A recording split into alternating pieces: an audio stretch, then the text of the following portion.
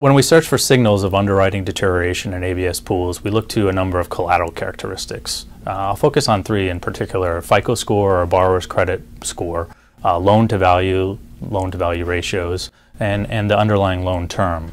Focusing particularly on just FICO for a moment, we look at what the relative makeup of the lowest tier in a ABS pool could be. Post the recessionary period, we saw some of the strongest FICO makeups in ABS pools ever. However, if you looked at LTV and also loan term, we see the same thing. LTV is starting to soften, moving up into the mid-90s or a little bit higher. And the extension of loan terms. Issuers are using this strategy to manage a borrower's monthly payment are also increasing.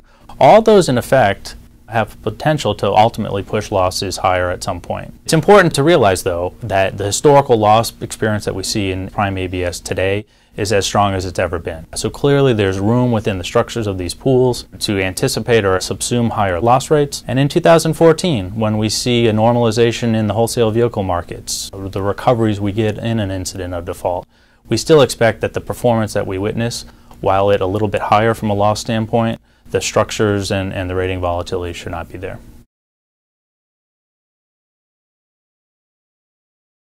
There's clearly some unique elements going on in subprime that this price widening is highlighting. For example, in 2009, we saw a total of 5 deals hit the subprime part of the market, 3 different issuers. If you fast forward from January of 2012 through year-to-date 2013, we've seen 55 subprime loan transactions from more than 20 different issuers. So explosive growth in this area, hyper competition we would call it, and many of these companies are smaller, they're thinly capitalized, and their business plans are reliant on efficient execution of ABS in order to meet their growth targets. Clearly, with the first aircraft operating lease deal that closed at the beginning of 2013, we started off with some positive momentum in the esoteric space. So I don't think any of the assets that we're expecting to see through the course of this year will be new, or i.e. have not been securitized before. But we're clearly seeing positive momentum in a number of sectors. For example, shipping containers. Year-to-date 2013, we're ahead of the pace of issuance from 2012.